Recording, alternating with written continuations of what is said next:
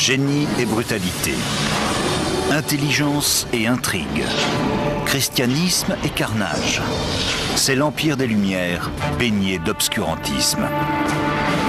Ils se nommaient Romains car ils perpétuaient les traditions de l'Empire romain.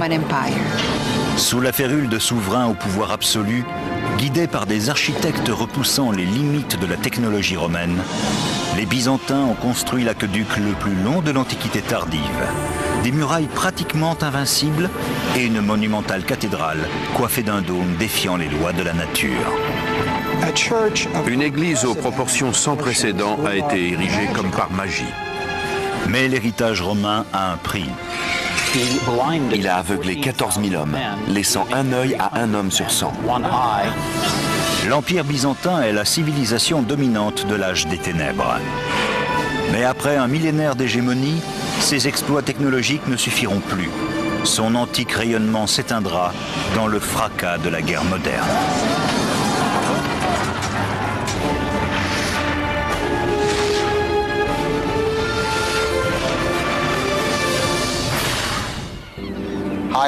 Bonjour, je suis Peter Weller. Byzance est une ancienne cité grecque fondée aux alentours de 600 avant Jésus-Christ et nommée ainsi en l'honneur du roi Byzas. L'intérêt du site, c'est ce mince bras de mer qui relie l'Asie à l'Europe et la mer Noire à la Méditerranée. Le détroit du Bosphore ou passage resserré selon l'étymologie. Aujourd'hui, byzantin signifie intrigant ou retors. Mais durant 1100 ans, l'Empire a non seulement préservé l'important héritage législatif et littéraire de l'Occident, mais aussi établi solidement le christianisme, tout en nous donnant des artisans, des bâtisseurs et des artistes dont on saluera l'influence de la Renaissance jusqu'au XXIe siècle. Et tout commence sous les auspices de l'empereur Constantin, qui, contrairement à tous les arnaqueurs et charlatans de l'histoire, ayant usurpé le surnom de Grand, mérite vraiment cette épithète. 8 novembre 324. Après 2 décennies d'une guerre civile meurtrière, Constantin prend enfin le contrôle total de l'Empire romain. C'est un chef qui a une vision, un brillant stratège, un homme sans limite.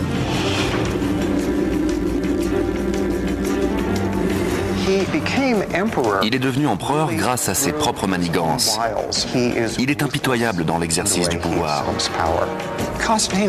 Constantin le Grand était l'un de ces souverains qui ont changé le monde.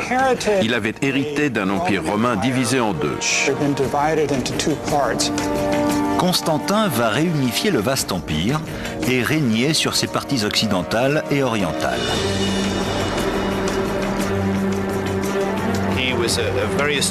C'était un fin politique, confronté au problème d'administrer, de diriger cet immense domaine.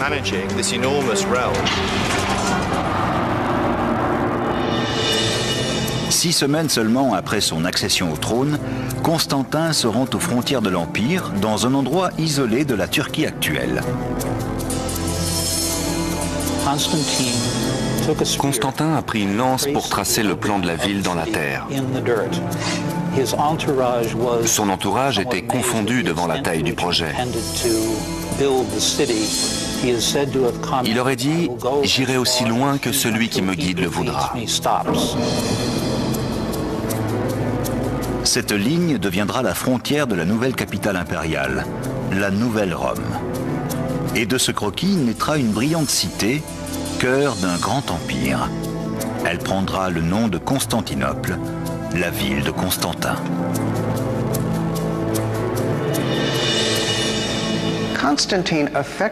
Constantin déplace le centre de l'Empire romain. Il en fonde un nouveau.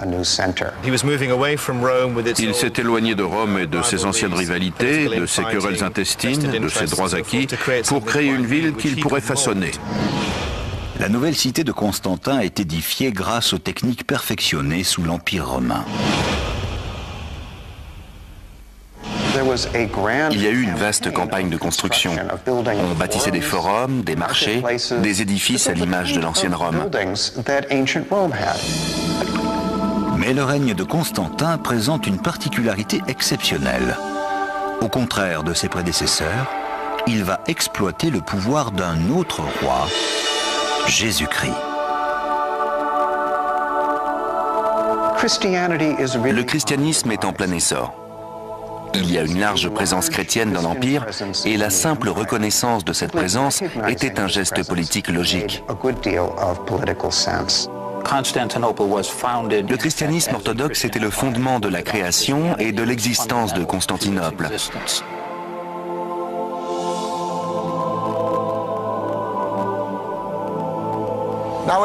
N'oublions pas que si Constantin était vénéré par les chrétiens, il était tout de même empereur, autrement dit, un despote.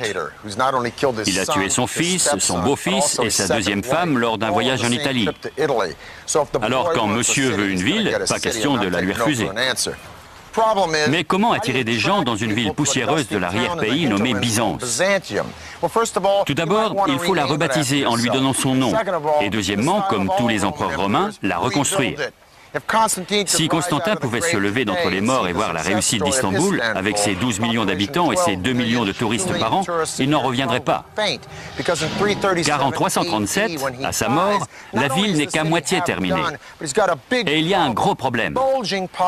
Avec une population en plein boom et un seul petit aqueduc, elle a beau être entourée par la mer de toutes parts, il n'y a rien à boire.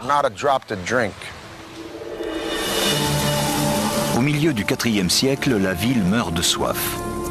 Pour qu'elle survive, les successeurs de Constantin doivent créer un réseau d'adduction d'eau bien plus étendu que celui de Rome.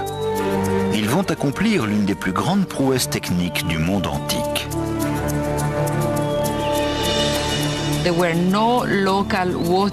Il n'y avait pas de source d'eau à l'intérieur de Constantinople. Il fallait donc l'acheminer de bien plus loin que dans tout autre endroit du monde antique et de la Méditerranée. La tâche échoua à Valence, un empereur ambitieux qui règne de 364 à 378 et concrétise le projet audacieux de construire l'aqueduc le plus long du monde. Une fois terminé, celui-ci transportera l'eau de source sur la distance époustouflante de 650 km, c'est-à-dire la totalité des aqueducs de l'Empire romain mis bout à bout. La conduite principale commence à 240 km à l'ouest de Constantinople, loin en pays Thrace. Les ingénieurs byzantins doivent d'abord trouver le moyen de conserver une pente descendante régulière pour que l'eau s'écoule. Il y a des tunnels, des conduites de surface et là où c'est nécessaire, des ponts formidables. Entre le IVe et le VIe siècle, les Byzantins bâtissent 60 ponts aqueducs. Le plus impressionnant fait près de 27 mètres de haut. Aujourd'hui, on l'appelle le pont de Coursunlugerm. On construit d'abord des piles géantes en pierre. Une fois les piles érigées, les maçons s'attaquent aux arches monumentales. Des cadres de bois maintiennent les pierres de chaque arcade jusqu'à ce que la clé de voûte soit placée et l'arche terminée. On déplace alors la structure de bois au niveau supérieur pour répéter la manœuvre. Comme les Romains, les artisans byzantins ornent leurs ponts de sculptures religieuses. En revanche, leurs symboles sont chrétiens et non païens. À plus de 120 km de là, un autre pont encore plus gigantesque transporte l'eau jusqu'au cœur de Constantinople, devenue Istanbul, capitale de la Turquie moderne.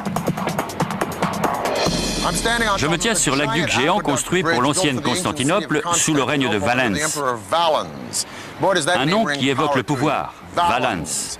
L'aqueduc fait 240 km de long au total, mais cette seule section, entre deux collines, équivaut à 11 terrains de football. Largement de quoi régler le problème d'adduction d'eau de la ville. Et n'oublions pas, comme nous l'avons vu dans tous les autres empires, que lorsqu'on veut marquer son pouvoir par des travaux publics, autant le faire en grand. Mais approvisionner la ville en eau ne résout que la moitié du problème. Une fois à l'intérieur des murs, il faut l'entreposer et il y a peu d'endroits inoccupés. Les ingénieurs byzantins relèvent le défi en créant le système de stockage souterrain le plus élaboré du monde antique. Avec le temps, ils construiront plus de 150 réservoirs souterrains. Voici le plus grand, la citerne basilique. Il faut 336 colonnes de 8 mètres de haut pour soutenir le vaste plafond. Avec ses 138 mètres de long et ses 65 mètres de large, la citerne basilique peut contenir l'équivalent de 27 piscines olympiques. Les réservoirs sont situés dans les creux entre les collines de la ville. Solution ingénieuse qui non seulement utilise les basses terres, mais fournit également une surface plane pour de futurs bâtiments. Les citernes assurent un approvisionnement constant, même l'été, quand il pleut rarement et qu'il n'y a qu'un filet d'eau dans l'aqueduc. Grâce à ce vaste réseau de stockage d'eau, la population atteint un chiffre extraordinaire pour une ville de l'Antiquité tardive. À la fin du 5e siècle, Constantinople frôlait le demi-million d'habitants. Aucune ville de l'Europe occidentale ne s'en approchait. C'était une cité légendaire, même pour ceux qui n'y avaient jamais mis les pieds.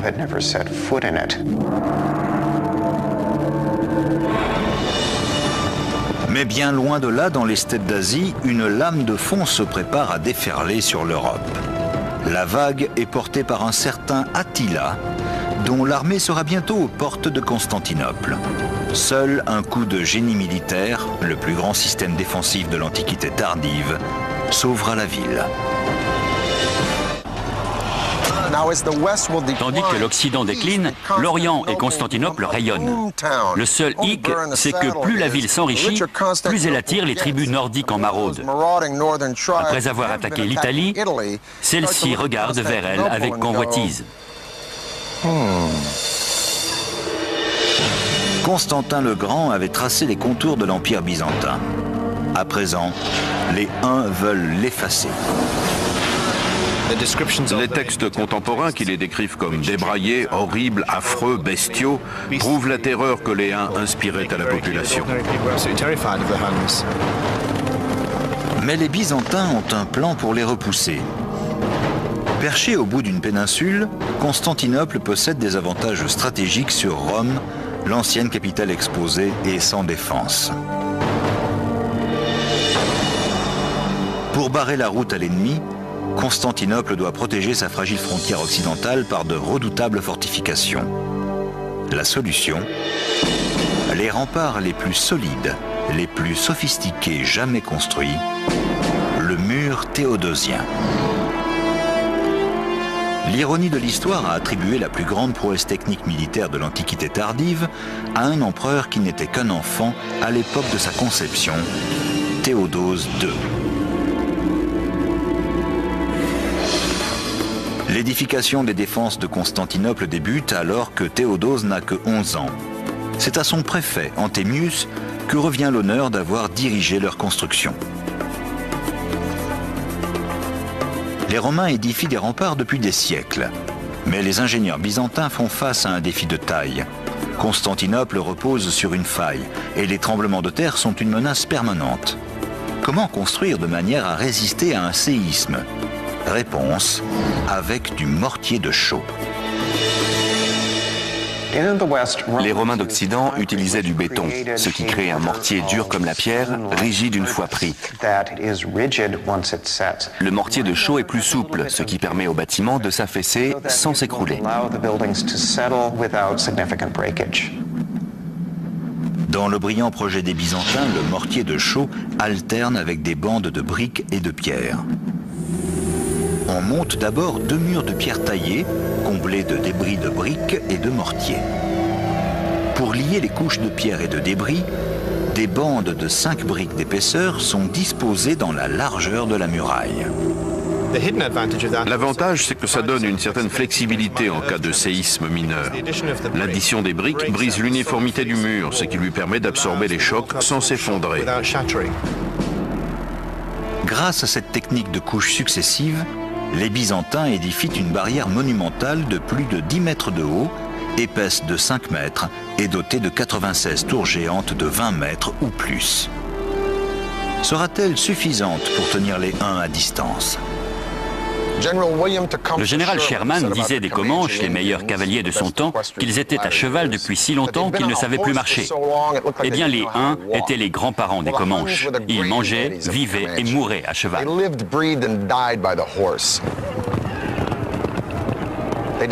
Ils ont créé l'étrier qui permet de se tenir debout et de manier l'arc et l'épée avec une précision redoutable. Ils ont parcouru la Chine, l'Inde et l'Europe, pillant et semant la terreur, se gavant de viande crue attendrie sous la selle, vêtus de peaux de mulots qu'ils portaient jusqu'à ce qu'elles pourrissent. Bref, Attila et les Huns donnent un nouveau sens au mot féroce. Il était excellent dans son domaine, qui était le viol, le pillage et la destruction des défenses de l'Empire romain. Durant les 7 premières années de son règne, presque toute l'Europe tombe aux mains d'Attila et de ses Huns. Mais en dépit de ses tentatives répétées, il n'a toujours pas pris Constantinople. Mère Nature va lui donner un coup de pouce.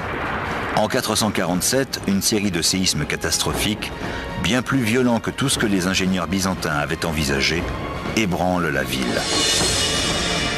Attila saisit l'occasion au vol. 57 tours ont été abattues par les secousses. La ville est sans défense. L'armée des Huns se remet en marche. Direction Constantinople. L'empereur Théodose rassemble les habitants pour reconstruire les fortifications à partir des décombres. Elles seront encore plus formidables qu'avant. Mais l'armée ennemie approche rapidement et les citoyens n'ont que quelques semaines pour réparer des murailles qui ont demandé des années de construction. Les Byzantins ne veulent pas courir de risques. Une triple ligne de défense est intégrée au nouveau mur fortifié de Théodose.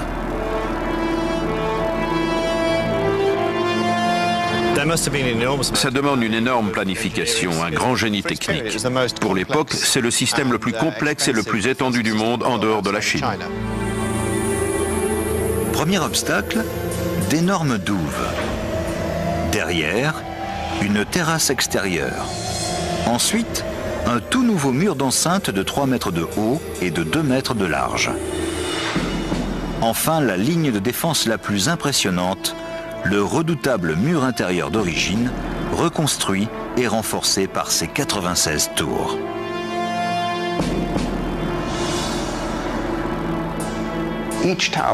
Chaque tour est un petit château à part entière.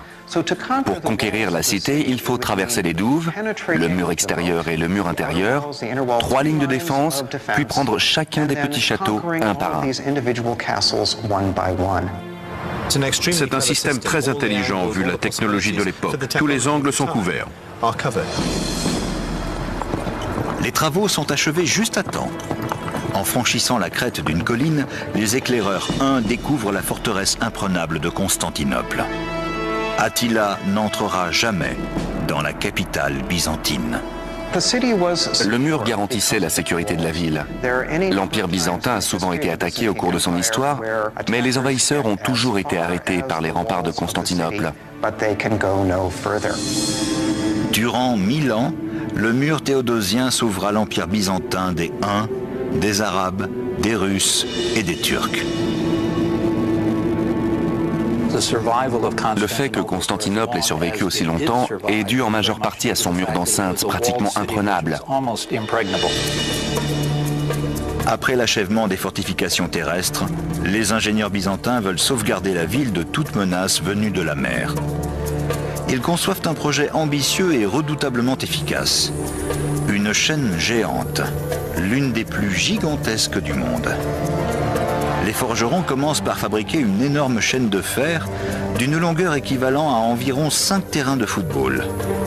On estime qu'elle comporte 750 maillons de 60 cm flottant sur des billes de bois. Les marins byzantins peuvent haler la chaîne en travers de la Corne d'Or pour fermer le port. Enfin protégé de ses ennemis, Constantinople prospère. Les murs étaient aussi épais, aussi massifs et aussi efficaces parce qu'ils devaient l'être. Constantinople était très riche. C'était comme une banque avec une immense salle des coffres. C'était la ville la plus riche du monde. Pratiquement toutes les grandes routes commerciales s'y croisent. Les richesses de pays aussi lointains que l'Égypte, la Chine et la Russie transitent par la capitale byzantine vers l'Occident. Mais cette manne financière attire les ennemis de l'Empire qui dévastent les campagnes pour grappiller les restes. La capitale était éclatante de prospérité, mais l'Empire rapetissait de plus en plus. Les frontières étaient constamment grignotées par les tribus nomades. À la mort de Théodose II, en 450, la Méditerranée, qui était autrefois le lac privé de Rome, était devenue un vaste océan sur la rive duquel l'Empire représentait à peine une station balnéaire. Faire revivre la Rome de Constantin sera l'unique obsession d'un empereur très controversé, marié à une femme très énergique, au talent très particulier.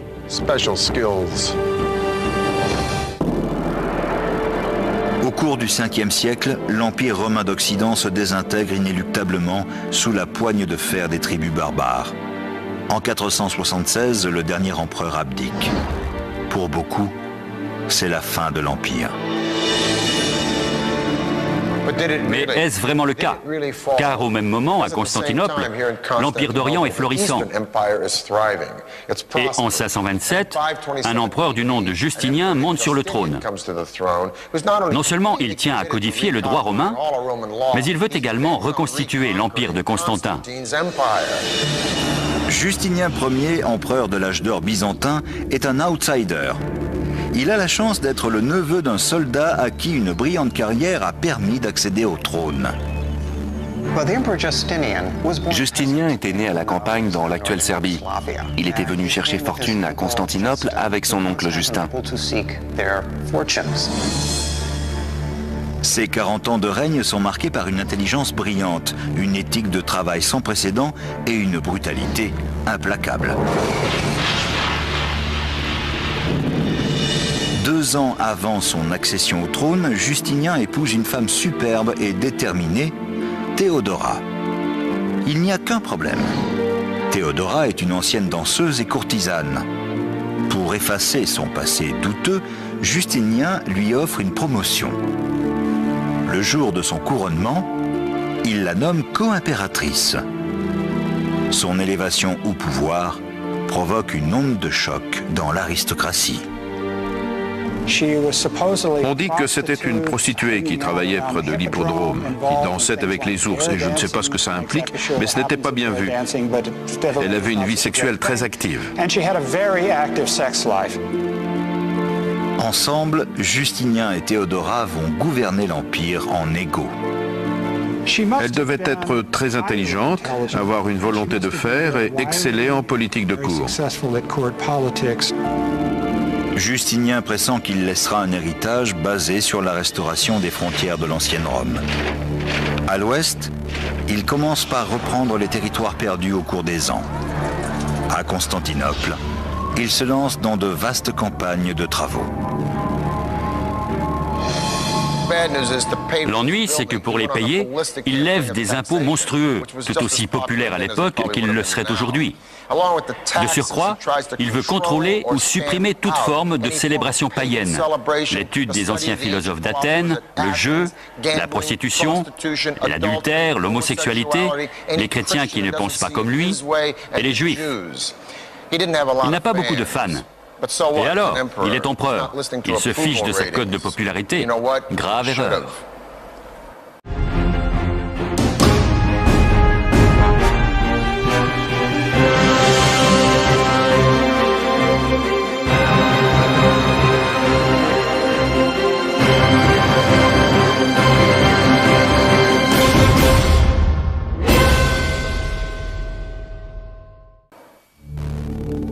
Tandis que Justinien resserre son étau, le ressentiment de la population tourne à la rage.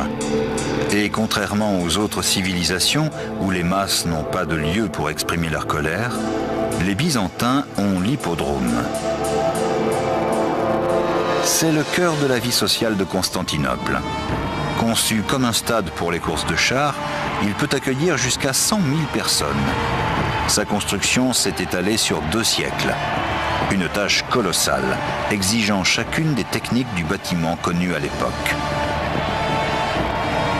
En forme d'épingle à cheveux géante et calquée sur le célèbre Circus Maximus de Rome, l'hippodrome fait près de 500 mètres de long et 117,50 mètres de large. Le terrain décline brusquement à l'extrémité sud du site, choisi par les architectes.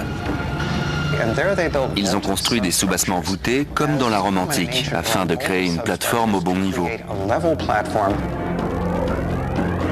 On fait venir artisans et maçons de toute la Méditerranée. Ils commencent par bâtir l'arcade du soubassement, haute de 4 étages. Elle constitue une galerie abritant échoppes et cafés. Au-dessus, 2 étages de gradins surmontés d'un portique surplombent la piste sablée.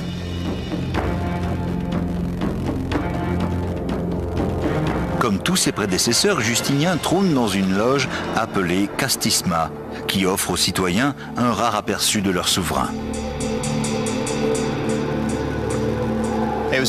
C'était un mélange de stades, de salles de spectacle et de tribunes pour la propagande impériale. Il avait une immense capacité. Des sommes énormes sont engagées dans les paris sur les équipes.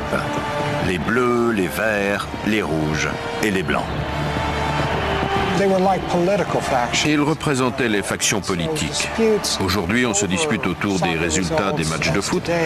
Eux, c'était les courses de chars, et ça pouvait prendre une importante dimension politique. L'hippodrome est l'une des gloires architecturales de Constantinople. Mais en 532, il est également le théâtre d'un des actes les plus brutaux d'un empereur contre son peuple. Un jour de janvier, Justinien, à l'apogée de son impopularité à cause de sa politique rigoureuse et à ses lourds impôts, apparaît dans sa loge devant une foule en ébullition. Tout d'un coup, ils se sont rassemblés et ont marché contre l'empereur. Cet endroit était le cœur cérémoniel et politique de l'Empire, et des dizaines de milliers d'opposants étaient en pleine émeute.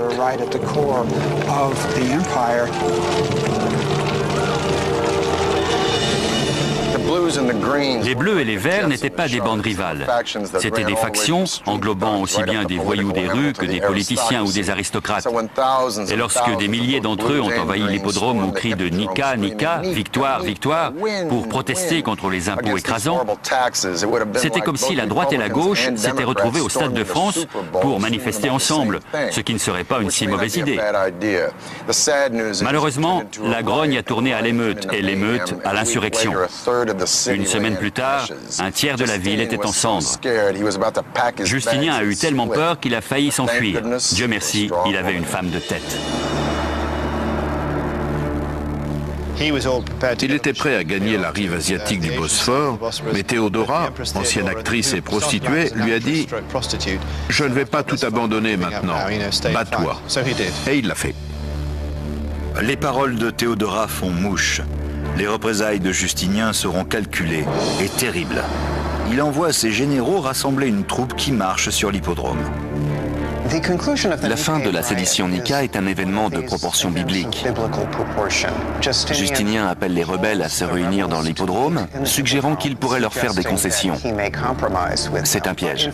Les portes se referment sur eux et les troupes impériales les massacrent. En quelques minutes, tous les insoumis sont systématiquement abattus. Le centre de la vie publique de Constantinople est devenu un charnier estimé à 30 000 corps. C'était un homme accessible et affable qui pouvait d'une voix douce ordonner le meurtre de milliers de personnes.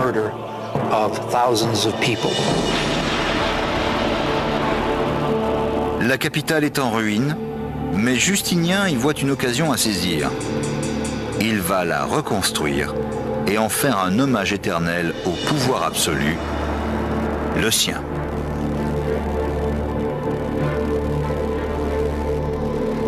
Des cendres de Constantinople naîtra l'une des plus magnifiques églises du monde. Elle sera le centre de la nouvelle religion et le témoignage du génie byzantin dans les siècles à venir.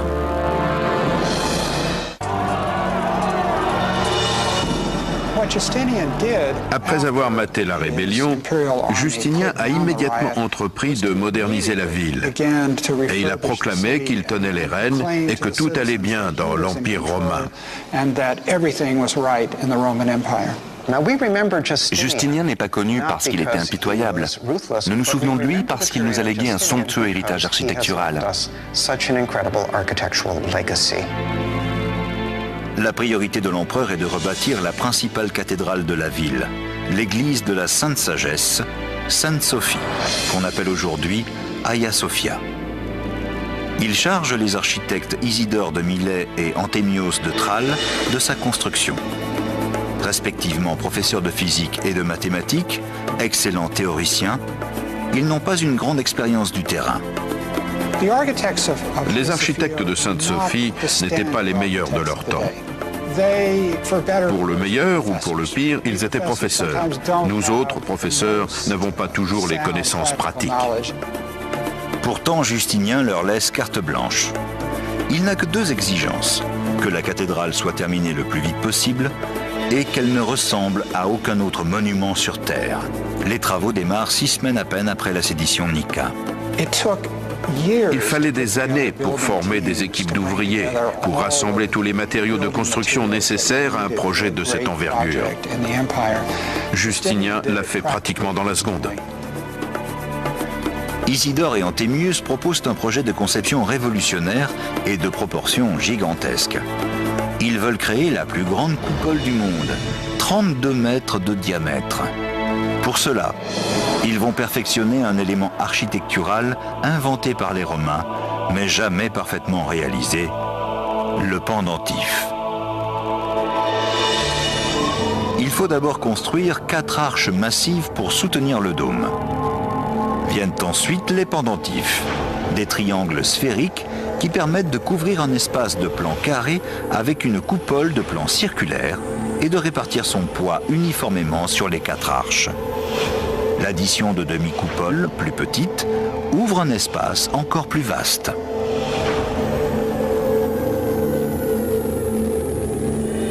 Grâce au pendentif, les architectes de Justinien créent un gigantesque dôme qui semble flotter dans les airs. Il s'élève à 56 mètres, 10 de plus que la Statue de la Liberté. La nef qu'il surplombe est un immense espace ouvert de 70 mètres sur 75.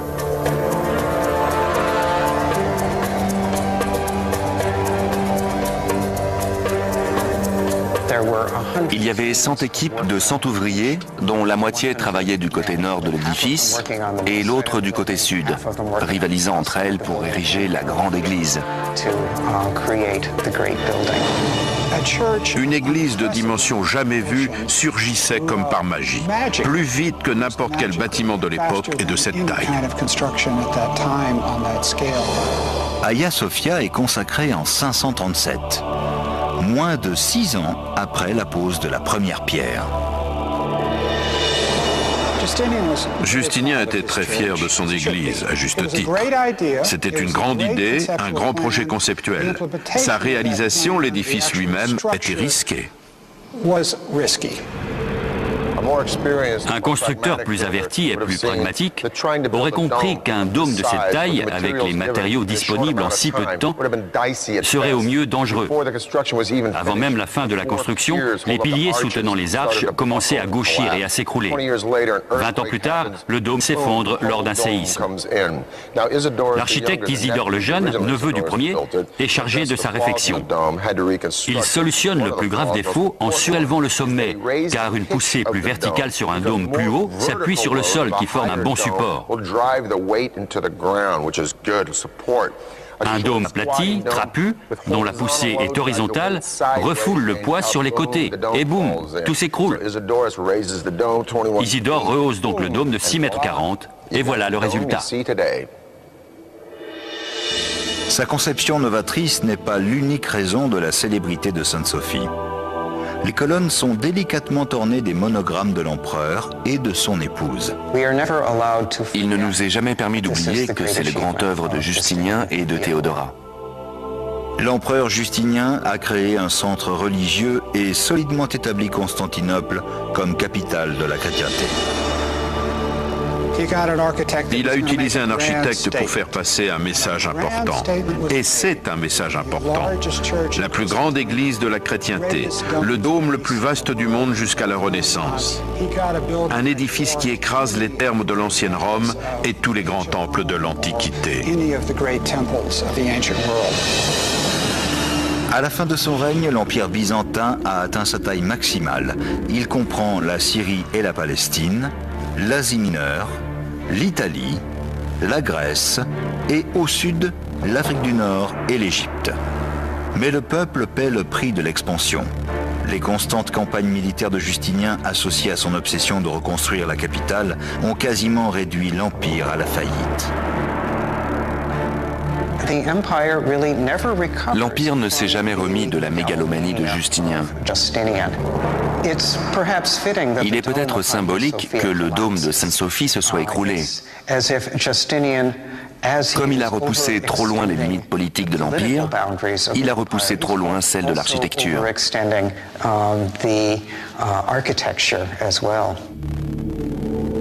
Au cours des 3 siècles suivant sa mort, l'Empire verra son domaine se réduire constamment.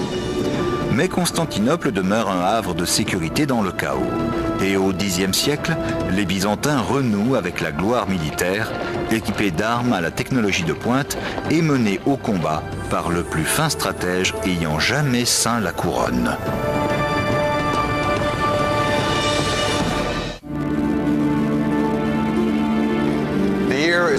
Nous sommes en l'an 1000, à la fin du premier millénaire de notre ère.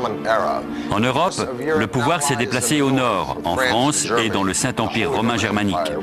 À l'est, Constantinople a survécu aux guerres contre les Visigoths, les Perses, les Avars et les Arabes, et essuyé dans les années 700 la tempête iconoclaste, au cours de laquelle les Byzantins ont détruit presque toutes leurs œuvres d'art. Mais ils ont repris du poil de la bête et en 1014, ils sont prêts à reconquérir toute la péninsule des Balkans, du Danube jusqu'à la Grèce.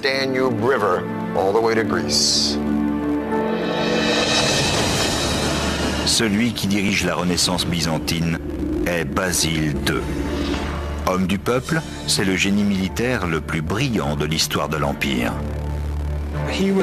C'était un empereur qui ne se satisfaisait pas du luxe du palais. Il partait en campagne contre ses ennemis tous les ans à la tête des armées byzantines. On le voit comme un empereur-soldat. C'était un chef militaire extrêmement compétent, très capable, très intelligent et plein de ressources, ainsi qu'un bon souverain. Le plus grand ennemi de Basile est le tsar Samuel qui règne sur la Bulgarie, un royaume slave en rivalité pour le contrôle des Balkans. En 986, une dizaine d'années après son accession au trône, Basile subit une défaite cuisante devant Sofia. La première fois qu'il a attaqué au nord, il avait tout juste 18 ans. Il s'est jeté droit dans une embuscade. Humilié, Basile jure qu'il se vengera de la nation bulgare. Une vengeance qui aura lieu un quart de siècle plus tard. En attendant, sa défaite enhardit ses adversaires au sein de l'Empire. Après avoir réprimé une série de révoltes, Basile veut reconquérir les territoires perdus et rendre tout son éclat à Byzance. Il ordonne à ses ingénieurs d'inventer un nouveau modèle d'arme de siège, le trébuchet.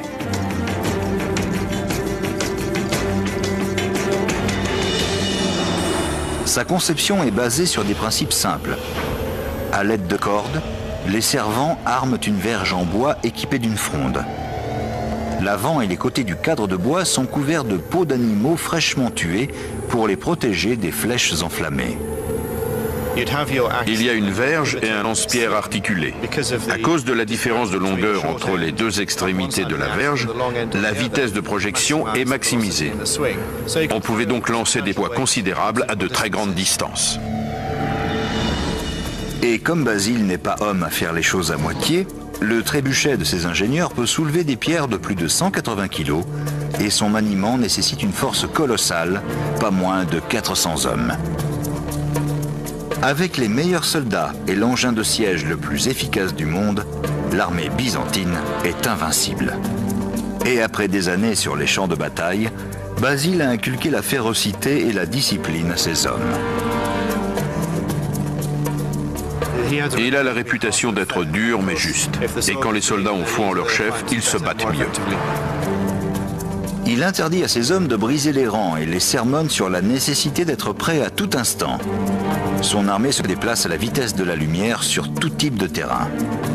Enfin, en l'an 1001, Basile décide qu'il est temps de retourner en Bulgarie pour terminer le travail. Il porte son attention sur la Bulgarie et passe les 15 années suivantes à faire campagne tous les ans pour démolir ses infrastructures, ravager ses campagnes et détruire son économie. Le tsar Samuel va connaître toute l'étendue de la fureur de Basile. Samuel est le seul qui ait battu Basile au combat, et il va le payer cher. Le 29 juillet de l'an 1014, Basile lance une attaque surprise et capture l'armée bulgare, 14 000 hommes. Sa vengeance sera brutale. Il leur crève les yeux, laissant un œil à un homme sur 100 pour les reconduire en Bulgarie. Lorsque Samuel voit son armée défaite et mutilée, il s'effondre et meurt 2 jours plus tard. C'est une chose d'exécuter tous ces gens. C'en est une autre de les renvoyer dans leur pays, où leurs concitoyens devront s'occuper d'eux d'une manière ou d'une autre, où ils seront une charge permanente pour la société. Cette cruelle victoire vaut à l'empereur le contrôle des Balkans et le surnom de « tueur de Bulgares ».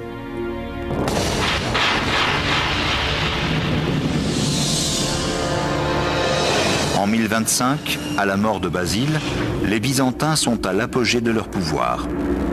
Mais sans personne à la barre, l'Empire est déchiré par les luttes intestines. Par la suite, il aurait fallu un grand général comme Basile II. Il n'y en avait pas. En 1453, les Ottomans lancent une nouvelle arme contre les murs imprenables de Constantinople.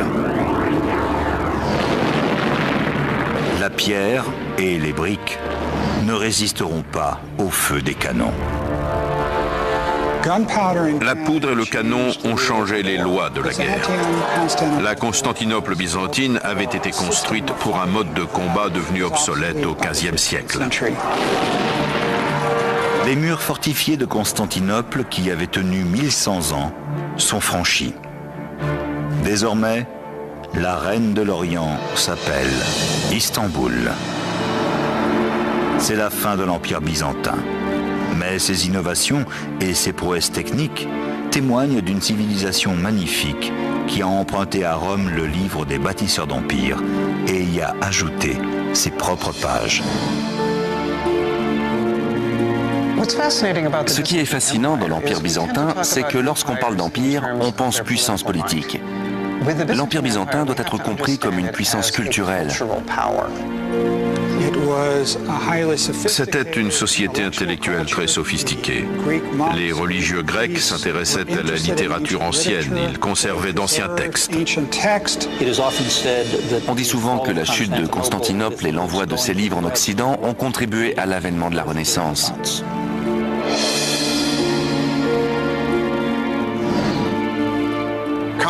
Constantinople a créé des chefs-d'œuvre.